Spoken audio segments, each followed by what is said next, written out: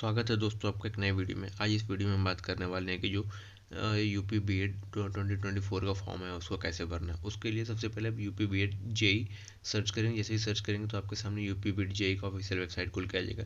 यहाँ पे आपको अब दो ऑप्शन मिलेगा, या तो अगर आपने फॉर्म पहले से भर रखा है आपको लॉगिन करना है तो आप click here for existing user पर क्लिक करेंगे, या फिर आप न्यू यूजर है तो क्लिक हियर पर न्यू यूजर रजिस्ट्रेशन पर क्लिक करेंगे। जैसे इस पर क्लिक करेंगे तो आपके सामने सारा इन्फॉर्मेशन खुल के आ जाएगा। अब आप यहाँ पे देख सकते हैं कि अगर आप जनरल या ओबीसी हैं तो आपको 1400 जमा करने हैं, एससी एसटी तो आपको 700 जमा करने हैं, और अगर आप अदर स्टेट से हैं और किसी भी कास्ट से हैं तो आपको 1400 जमा करें, क्योंकि अब जनरल में काउंट किए जाएंगे। उसी तरह फिर अगर आपने लेट पेमेंट कर दिया है, ठीक है, मतलब आपका डेट खत्म हो गया, फिर से आपको पेमेंट करना है, तो जो लेट पेमेंट चार्ज है वो आपका जनरल के लिए 2000 रुपये है, ठीक है, मतलब टोटल आपको 2000 रुपये पेमेंट करने हैं। एससी एसटी को 1000 रुपये, और जो अदर स्टेट वाले हैं उनको भी 2000 रुपये। फिर स्क्रॉल करके नीचे आते हैं, यहाँ पे आपको अपना फ़ोटो सिग्नेचर जो होना चाहिए वो आपको 50 KB से कम का होना चाहिए। फिर आपको अपना जो थंब प्रिंट है वो नहीं अपलोड करना है, वो जो आपको फिंगरप्रिंट है, फिंगरप्रिंट में कौन सा, जो आपका इंडेक्स फिंगर है, जो आपके अंगूठे के बगल वाली उंगली, जो आपकी फर्स्ट उंगली है, दोनों हैंड की जो फर्स्ट उंगली है आपको एक साथ लगा के उसको अपलोड करना है, और उसका जो साइज होना चाहिए वो 50 KB से कम का होना चाहिए। उसके बाद जितना भी आपका डॉक्यूमेंट है सब डॉक्यूमेंट का PDF बना के रख लेंगे, सबका आपको अपलोड करना है। उसके बाद फिर हम लोग स्क्रॉल करके नीचे आते हैं, स्क्रॉल करके नीचे आते हैं तो फिर हम लोग यहाँ पे आई एग्री पे क्लिक करके और हम लोग फिर नेक्स्ट पे क्लिक करेंगे। अगर आपको कोई भी दिक्कत हो रहा है फिंगरप्रिंट अपलोड करने में या फिर कैसा होना चाहिए तो आगे मैं दिखाऊंगा, आप वहाँ पे देख लीजिएगा कैसा होना चाहिए। यहाँ पे जैसे हम लोग नेक्स्ट पे क्लिक करके आएंगे तो आप यहाँ पे कुछ इन्फॉर्मेशन देख सकते हैं। जैसे आपको बोला है कि आपके पास ईमेल एड्रेस होना चाहिए, ठीक है। फिर इसको स्क्रॉल करके नीचे आएंगे तो यहाँ पे आपको बोल रहा है कि आपका प्राइमरी मोबाइल नंबर होना चाहिए, फिर आपका कैंडिडेट का डेट ऑफ बर्थ होना चाहिए, और यहाँ पे और भी दे रहा है कि कैंडिडेट का नेम होना चाहिए। फिर जैसे हम लोग इसको ओके करके आएंगे तो यहाँ पे अब आपको सबसे पहले स्क्रॉल करके ऊपर आना है, और यहाँ पे आपको अपना नाम भरना है, ठीक है, जो भी आपका नाम है आपका मैट्रिकुलेशन में, फिर उसी नाम को आपको कंफर्म करना है जो भी आपका नाम है। फिर आपको अपने फादर का नाम भरना है और उस नाम को आपको कंफर्म करना है। फिर आपको अपने मदर का नाम भरना है, उस नेम को आपको कंफर्म करना है। फिर आपको अपना डेट ऑफ बर्थ भरना है और उस डेट ऑफ बर्थ को आपको कंफर्म करना है, ठीक है। जैसा आपका मैट्रिकुलेशन में सेम आप वैसे यहाँ पे भरेंगे।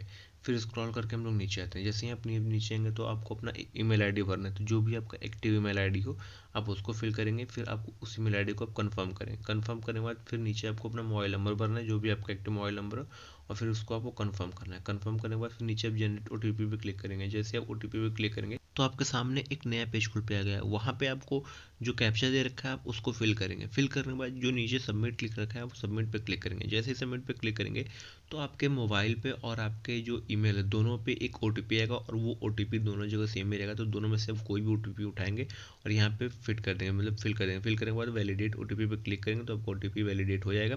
फिर जो नीचे कैप्चा दे रखा है आप उस कैप्चा को फिल करने के बाद ये जो नीचे बगल में रजिस्टर दे रखा है आप उस रजिस्टर पे क्लिक करेंगे। जैसे उस रजिस्टर पे क्लिक करेंगे तो आपके ईमेल पे और आपके मोबाइल पे दोनों पे मैसेज आ जाएगा, आपका जो रजिस्ट्रेशन नंबर है वो, और यहाँ आपके स्क्रीन पे भी आ जाएगा आपका रजिस्ट्रेशन नंबर। तो आप इस रजिस्ट्रेशन नंबर को नोट कर लेंगे।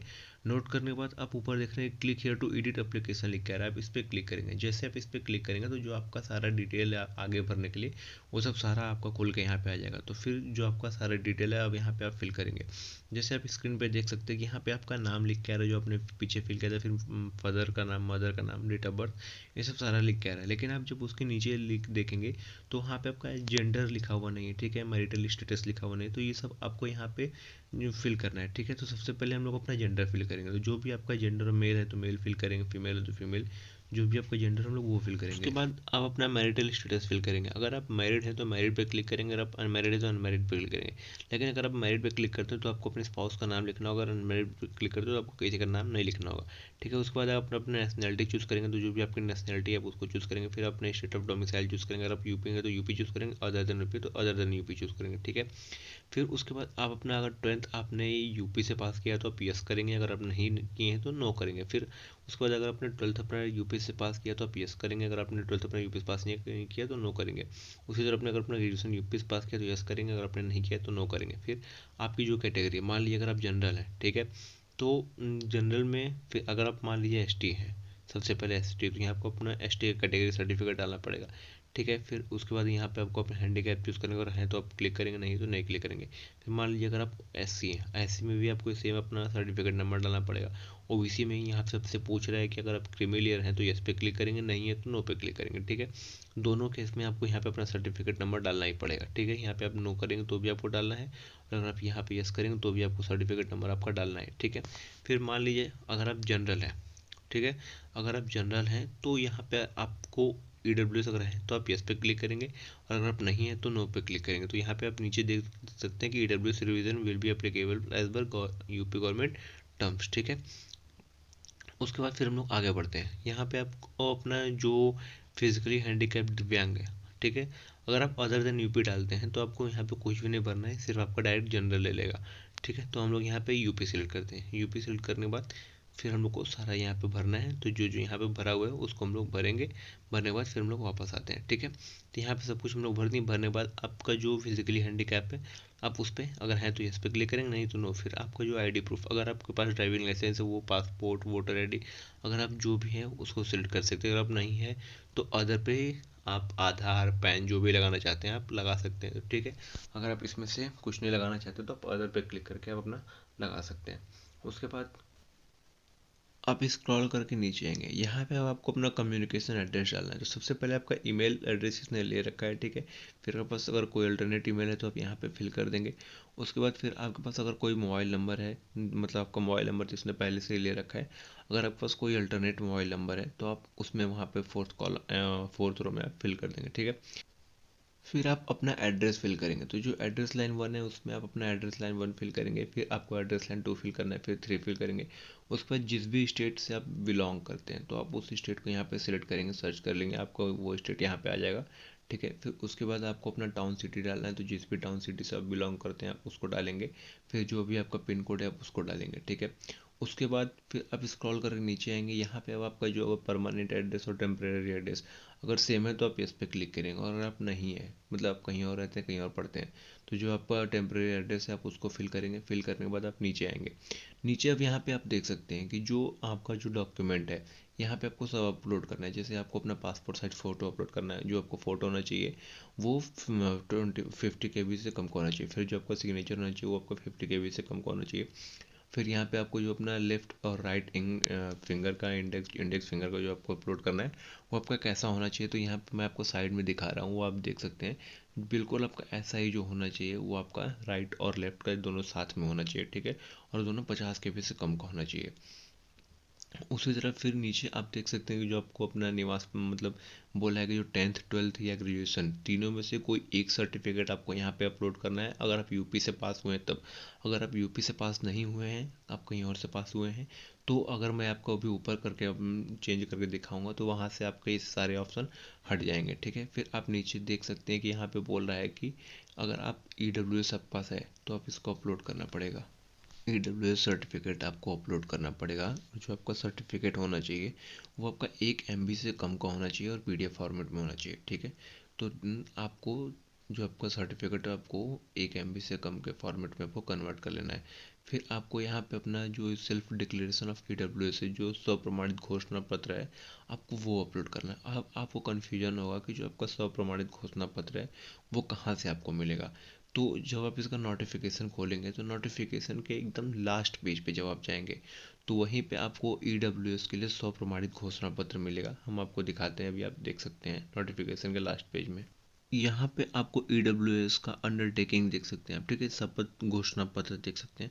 इसको आपको अपने से भरना है, और भरने के बाद इसको आपको वापस स्कैन करके अपलोड करना है। तो इसको आप ध्यान से भरिए। अगर आपको कोई भी दिक्कत आ रहा है भरने में तो आप नीचे कमेंट में पूछ सकते हैं, हम बता देंगे।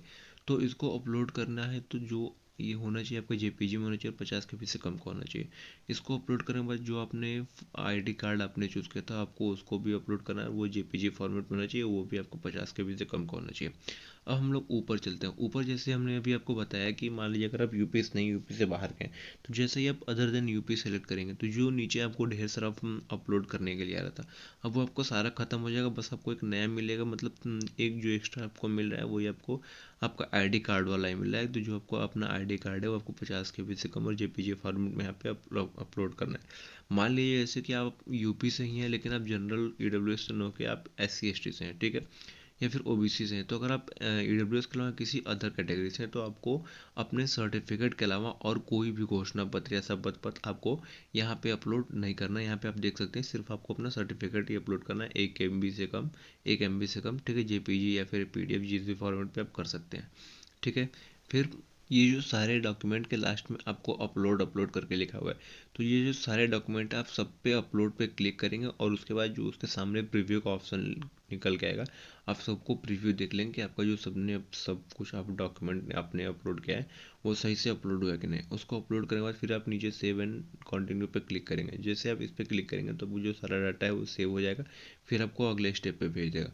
यहाँ पे अब आपको अपना स्ट्रीम चूज़ करना है। जैसे आपको जो अपना बीएड करना है वो कौन से स्ट्रीम से करना है। मान लीजिए आपको अपना बीएड आर्ट से करना है या फिर कॉमर्स से करना है, साइंस से करना है, तो जिस भी सब्जेक्ट से करना है आप उसको यहाँ पे चूज़ करेंगे, ठीक है। चूज़ करने के बाद ऐसा क्यों चूज़ रहा है वो भी आपको आगे समझ में आ जाएगा, ठीक है। इसको यहाँ पे चूज़ कर लेंगे। चूज़ करने के बाद फिर यहाँ पे आपको अपना कौन से लैंग्वेज में एग्जाम देना है आप उसको चूज़ करेंगे। मान लीजिए आप यहाँ पे इंग्लिश चूज़ करते हैं तो आपका जो एग्जाम होगा वो आपका इंग्लिश लैंग्वेज में होगा। फिर आपको अपना यहाँ पे 10th का डिटेल फिल करना है, तो जो आपका अगर आप यूपी से पास किए हैं तो कौन से बोर्ड से पास किए हैं आपको वो फिल करना है। फिर आपने कितना मैक्सिमम मार्क्स ऑब्टेन किया था, कि मैक्सिमम मार्क्स कितना था, परसेंटेज ऑटोमेटिक ले लेगा और कौन से ईयर में आपने पास किया था, और फिर जो आपका सर्टिफिकेट है आप उसको अपलोड कर देंगे। 1 MB से कम होना चाहिए। उसी तरह आपको अपना 12th का अपलोड करना है। जैसे 12th आपका कौन से बोर्ड से है, ठीक है, कितना मार्क्स आपने ऑब्टेन किया था, टोटल मार्क्स कितना था, परसेंटेज ये ऑटोमेटिक ले जाएगा। फिर आपने कौन से ईयर में पास किया और जो उसका सर्टिफिकेट है आपको उसको अपलोड करना है, और जो उसका सर्टिफिकेट होना चाहिए वो आपका 1 MB से कम का होना चाहिए। फिर नीचे आपका यहाँ पे ग्रेजुएशन पूछ रहा है। अगर आप ग्रेजुएशन पास है तो पास पे क्लिक करेंगे, और अगर आप अपीयरिंग तो मैं अपीयरिंग का भी आपको बताऊँगा। पहले पास का देख लेते हैं। पास पे जैसे हम लोग यहाँ पे क्लिक करते हैं तो आपका नीचे स्ट्रीम ऑफ ग्रेजुएशन पूछ रहा है, तो जिस भी सब्जेक्ट से आपका ग्रेजुएशन है आप उसी को चूज़ करेंगे। मान लीजिए आपका ऊपर आपने कॉमर्स चूज़ किया और अगर यहाँ पे आप आर्ट चूज़ करेंगे तो ये आपका नहीं लेगा। तो ये इस बार का भी इसने वेबसाइट ने सही कर दिया है, इन लोगों ने साइट पे सही कर दिया है कि जिस सब्जेक्ट से आपने ग्रेजुएशन किया है उसी सब्जेक्ट से आप बीएड कर सकते हैं, किसी अदर सब्जेक्ट से आप बीएड नहीं कर सकते। जैसे हम लोगों ने ऊपर कॉमर्स चूज़ किया तो यहाँ पे भी हम लोग को कॉमर्स ही चूज़ करना पड़ेगा, ठीक है। फिर आपने जो कौन सी यूनिवर्सिटी से किया आप उस यूनिवर्सिटी का नाम डालेंगे, फिर अपना रोल नंबर डालेंगे, फिर कौन सी यूनिवर्सिटी आप ईयर में अपने पास किया है, फिर कितना मार्क्स आपने ऑब्टेन किया है, टोटल मार्क्स कितना था, ठीक है, परसेंटेज ऑटोमेटिक ले लेगा। फिर आपको अपना सर्टिफिकेट अपलोड करना है, ठीक है। और अगर आपका अपीयरिंग है तो यहाँ पे हम लोग अपीयरिंग पे क्लिक करेंगे। जैसे यहाँ पे आप अपीयरिंग पे क्लिक करेंगे तो फिर से आपको अपना स्ट्रीम चूज़ करना होगा, तो जो भी आपका स्ट्रीम होगा आप उसको चूज़ करेंगे, ठीक है। फिर कौन सी यूनिवर्सिटी से आपका रोल नंबर क्या है, जो रोल नंबर होगा वो आपका, जो अगर आपका फाइनल ईयर नहीं आया है तो सेकेंड ईयर या फिर 5th या 3rd सेमेस्टर का आपको यहाँ पे अपलोड करना है, ठीक है। फिर एक्सपेक्टेड ईयर कंप्लीशन का आपका ईयर कंप्लीट हो जाएगा, वो जो आपका ईयर कंप्लीट होना चाहिए वो 2024 के अंदर होना चाहिए, उसके बाद नहीं होना चाहिए। फिर ऊपर आपका दिया रखा है परसेंटेज, तो कि कौन सी कैटेगरी के लिए कितना परसेंटेज आपका ग्रेजुएशन में होना चाहिए, वहाँ पे आप सब ऊपर पढ़ सकते हैं, ठीक है। वहाँ पे सब आप देखने के बाद फिर नीचे आप सेव एंड कंटिन्यू पे क्लिक करेंगे। जैसे आप सेव एंड कंटिन्यू पे क्लिक करेंगे तो जो भी डाटा अभी तक आपने फिल किया है वो सारा डाटा आपका सेव हो जाएगा, और फिर उसके बाद फिर हम लोग नेक्स्ट स्टेप पे चले जाएंगे। अब अगले स्टेप में आपसे वेटेज के लिए पूछ रहा है। वेटेज मतलब कि अगर आपने कुछ एक्स्ट्रा क्वालिफिकेशन या फिर डिग्री या फिर कुछ डिप्लोमा कर रखा है जिसके लिए आपको छूट मिल जाए, तो उसके बारे में यहाँ पे पूछ रहा है। जैसे अगर आपने किसी भी स्पोर्ट्स में, नेशनल स्पोर्ट्स में या फिर यूनिवर्सिटी स्पोर्ट्स में पार्टिसिपेट किया है तो आप ए वाले में यस पे क्लिक कर सकते हैं, और अगर आपने नहीं किया है तो आप नो पे क्लिक करेंगे। जैसे नो पे क्लिक करेंगे तो आपका सारा ये खत्म हो जाएगा, फिर आप अगले स्टेप पे चले जाएंगे। अगर आप यस पे क्लिक करते हो तो आपको सारा डिटेल आपको भरना होगा, ठीक है। फिर नीचे आप जो पूछ रहा है कि क्या आपने बी वाला आपने एनसीसी कर रखा है, अगर आपने कर रखा है तो आप यस पे क्लिक करेंगे, अगर आपने नहीं किया है तो नो पे क्लिक करेंगे। यस क्लिक करने के बाद जो आपका सारा डिटेल है आपको फिल करना पड़ेगा, नो करेंगे तो आपको कुछ भी नहीं फिल करना पड़ेगा। फिर यहाँ पे पूछ रहा है कि अगर आपको रिजर्वेशन चाहिए किसी भी फ्रीडम फाइटर के लिए तो आप यस पे क्लिक करेंगे, अगर आप नहीं है तो आप नो पे क्लिक करेंगे। फिर आपसे पूछ रहा है कि क्या भी आपके कोई भी जो पर्सनल डिफेंस पर्सनल या फिर अगर आप हैं ऐसा कुछ है तो आप यस पे क्लिक करेंगे, अगर आप नहीं है तो नो पे क्लिक करेंगे। फिर आपसे पूछ रहा है कि क्या आपने जो आपके घर में कोई भी या फिर आपके हस्बैंड फादर जो पीएसी बीएसएफ एसएसबी किसी भी चीज़ में सर्व किए अगर हैं तो यस पे, नहीं है तो नो पे क्लिक करेंगे। ये सब करने के बाद फिर नीचे आप सेव एंड कंटिन्यू पे क्लिक करेंगे। जैसे इस पे आप क्लिक करेंगे आपका सारा डाटा सेव हो जाएगा। फिर आपको अपना एग्जामिनेशन सेंटर चूज़ करना है, ठीक है। तो याद रखिएगा जो आपको पहला सेंटर लिस्ट है, जो आपका पहला सेंटर लिस्ट है उसमें जो आप चूज़ करेंगे वो आप अपना ही शहर चूज़ करेंगे, कोई और शहर आप नहीं चूज़ करेंगे। तो इस चीज़ पे आप ध्यान में रखिएगा, क्योंकि सबसे पहले आपको पहला ही प्रेफरेंस से काउंट किया जाता है। तो जो भी आप प्रेफरेंस चूज़ करेंगे जो आपका पहला वाला होगा वो आप अपना ही शहर चूज़ करेंगे, और अगर आपका अपना शहर पहले वाले में नहीं है तो फिर जो भी आपके आसपास का शहर है आप उसको चूज़ करेंगे। फिर दूसरे में आप अपने घर के आसपास का चूज़ करेंगे। मान लीजिए जैसे आप वाराणसी के रहने वाले हैं, फिर दूसरा आप प्रयागराज चुन सकते हैं, जौनपुर चुन सकते हैं, फिर जो भी आपका अवेलेबल है आप उसको चूज़ करेंगे। फिर तीसरे में भी जो भी पास में ज़िला हो उसको चूज़ करेंगे। फिर चौथे में जो पास में ज़िला हो उसको चूज़ करेंगे। और फिर जो पाँचवें में जो पास में ज़िला हो उसको चूज़ करेंगे। इसी तरह जो पाँचवें में है तो जो आपके ज़िले के आसपास के जो ज़िले हैं आप उसी को चूज़ करेंगे, ज़्यादा दूर नहीं चूज़ करेंगे, ताकि आपको एग्ज़ाम देने ज़्यादा दूर न जाना पड़े। इसके बाद हम लोग स्क्रॉल करके नीचे आते हैं, तो यहाँ पे आपसे अब देखिए पेमेंट का बात कर रहा है। तो आप अगर जनरल है तो आपको 1400 रुपये पेमेंट करने हैं। अगर आप ओबीसी एसटी मतलब SC ST तो आपको इससे कम पेमेंट करना पड़ेगा, और अगर आप जनरल है तो आपको इतना ही पेमेंट करना पड़ेगा। अब यहाँ आपको आपका 3 तरीका दे रहा है पेमेंट करने के लिए ऑनलाइन में, ठीक है। क्लिक हेयर टू पे विया bill desk powered by HDFC, और फिर 2 अलग अलग मेथड भी आपको दे रखा है। तो आपको जिसके थ्रू पेमेंट करना है आप उस पर सिलेक्ट कर लेंगे। जैसे आप उस पर सिलेक्ट करेंगे तो आपको फिर स्क्रॉल करके नीचे आना है, ठीक है। नीचे आने के बाद ये जो आपका कैप्चा है, आई एग्री पे क्लिक करके आप कैप्चा फिल करके आप सबमिट पे क्लिक कर देंगे। जैसे आप सबमिट पे क्लिक कर देंगे तो आपका फॉर्म सबमिट हो जाएगा और आपको ये पेमेंट पेज पे लेकर चला जाएगा। वहाँ पे जाके जो आपका पेमेंट है आप वहाँ पे अपना पेमेंट पूरा कंप्लीट कर देंगे। जैसे जैसे आपको 2 स्टेप में बोलेगा, या तो आप नेट बैंकिंग के थ्रू कर सकते हैं या फिर आप किसी कार्ड के थ्रू कर सकते हैं। कार्ड में आपका 2 कार्ड आएगा, ठीक है। एक आपका आएगा डेबिट कार्ड, एक आपका आएगा क्रेडिट कार्ड। तो अगर आप डेबिट कार्ड चूज़ करते हैं तो आपका अपने ATM के थ्रू पेमेंट कर सकते हैं। यहाँ पे मैं पेमेंट इसलिए करके नहीं दिखा रहा हूँ क्योंकि मुझे अभी अपना EWS का अपलोड करना है, ठीक है। EWS का अपलोड करने के बाद ही मैं इसको फाइनल सबमिट करूँगा। तो आशा है कि ये वीडियो आपके लिए हेल्पफुल रही होगी। प्लीज़ इस वीडियो को लाइक करें और चैनल को सब्सक्राइब करें। अगर आपको कोई भी दिक्कत है तो आप नीचे कमेंट करके पूछ सकते हैं, मैं सबके कमेंट्स का रिप्लाई दूंगा और सबके प्रॉब्लम्स को मैं सॉल्व करूँगा। Thank you so much.